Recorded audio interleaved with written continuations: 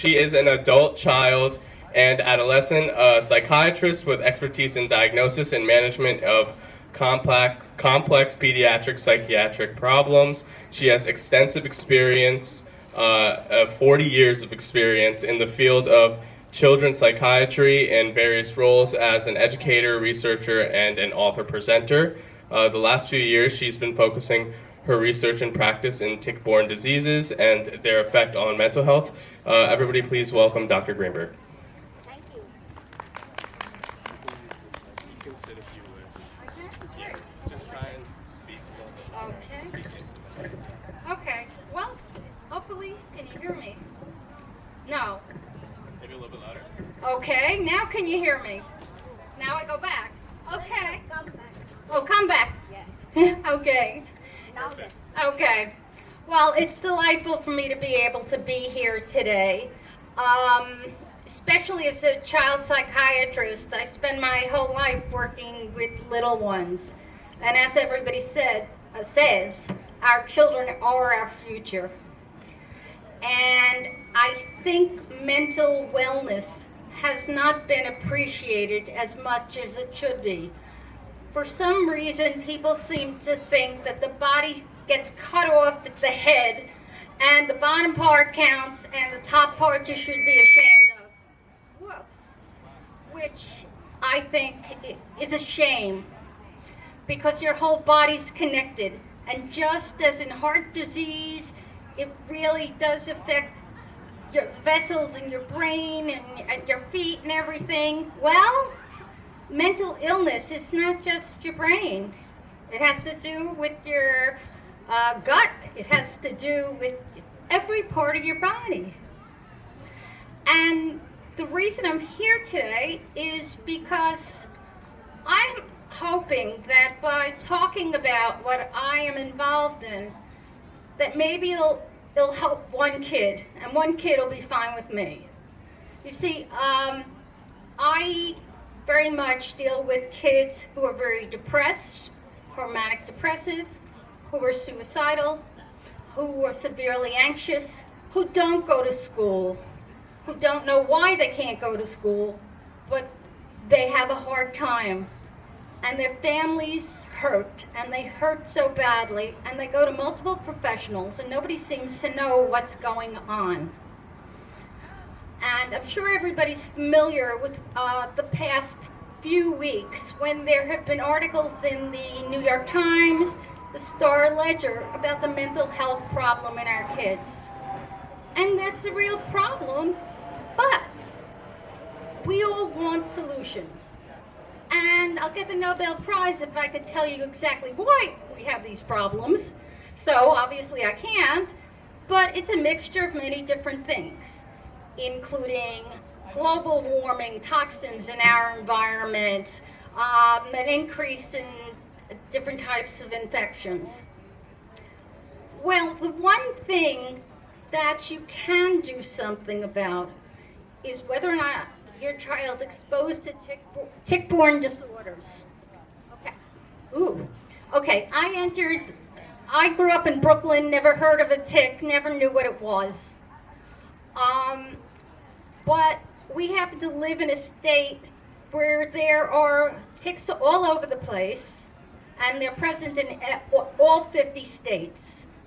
And there's evidence to show that.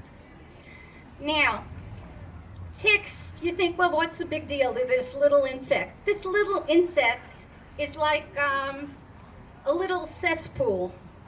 This insect goes and draws blood from different animals, and so carries multiple types of bacteria and viruses and other toxic agents, fungi too. So with one little tick bite, you can get an ingestion, or an injection actually, of many different things.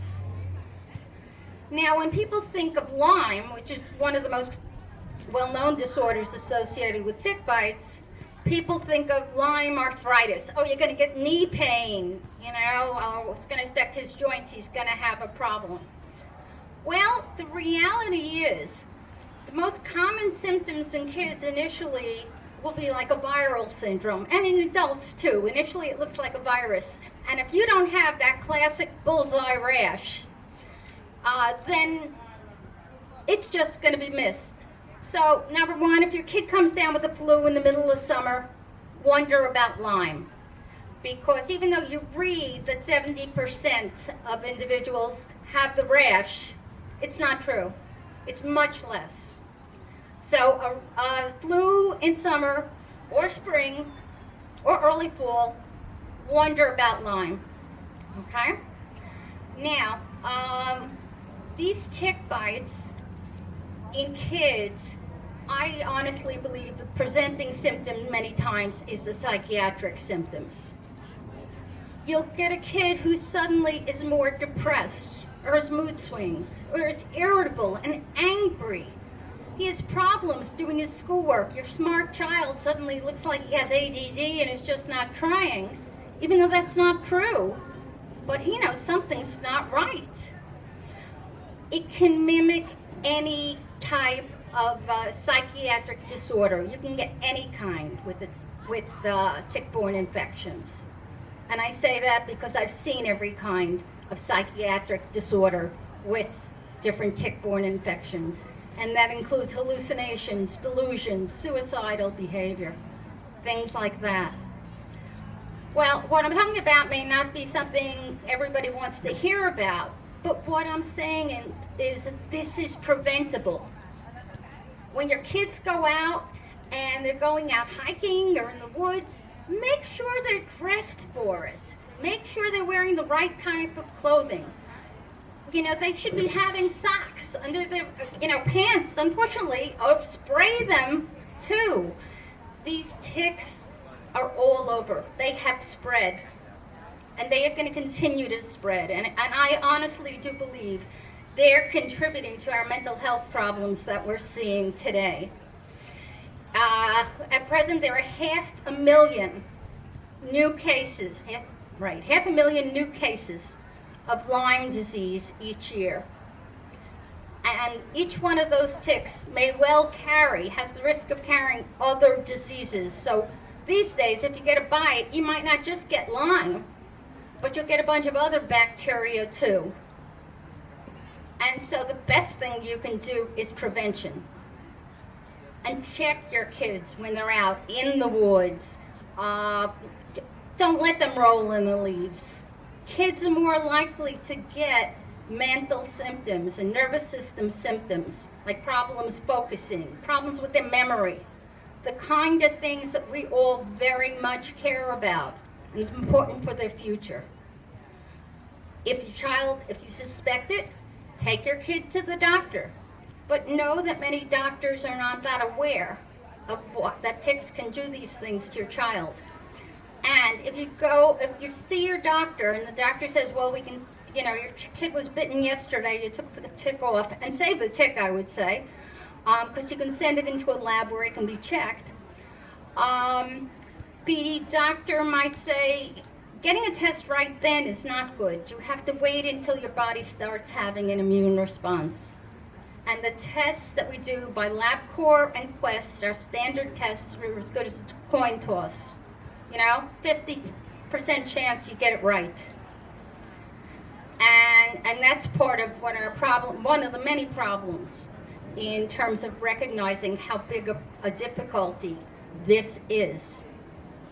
But this, being able to recognize a tick-borne illness early and intervene early can have a dramatic effect upon a child's life. And for me, if just one person here is able to recognize or stay on top of it and catch the tick, it really might prevent a lot of hardship and a lot of pain in the future. And there's no question that that's worth it, because tick-borne disorders are not well understood for a variety of reasons. Also, if somebody tells you, if you got a tick bite, they say, well, if it was on less than 36 hours, don't worry about it. That's not true. There are some infections that ticks can carry that you can get in 15 minutes. And even Lyme disease, The thought is that you don't get that because it's in the midgut, a part of the tick that takes a while to get to the mouth, to get into you. Well, actually, the person who discovered and Lyme disease named after, he found that there were around 5% of those ticks had the bacteria right in their salivary glands. So you want to tell me that's going to take 36 hours to get into you if they're taking a bite? I don't think so. So the best thing you can do is be aware and be involved in prevention. And I'm sitting at a table, and quite frankly, my feeling is walk around, take the booklets home, read it at home. You're not going to read it here. Read it home. Pay attention to it, please, because I've seen a lot of children's lives be sadly affected by it, going through multiple doctors, multiple specialists, until finally we figured out what was wrong. But the longer you're sick, the harder it's going to be to get better. I mean, and this is something, though, that we can work with and treat, although our best shot is just prevention. So that's basically all I want to say. But I see this as a good thing, okay? This is something we can prevent. And we have an increase in all these issues with our kids. I'm not going to go through and name it. Do you know that 1 in 6 kids between the ages of 2 and 8 has a behavioral, mental, or developmental disorder? I mean, we have to ask ourselves, what's going on? If our kids are our future, we need to be better. We need to be better at finding out what's going on. So, anyway, and if you have any questions, please come by the table, and I'd be glad to answer any questions. Okay? Thank you.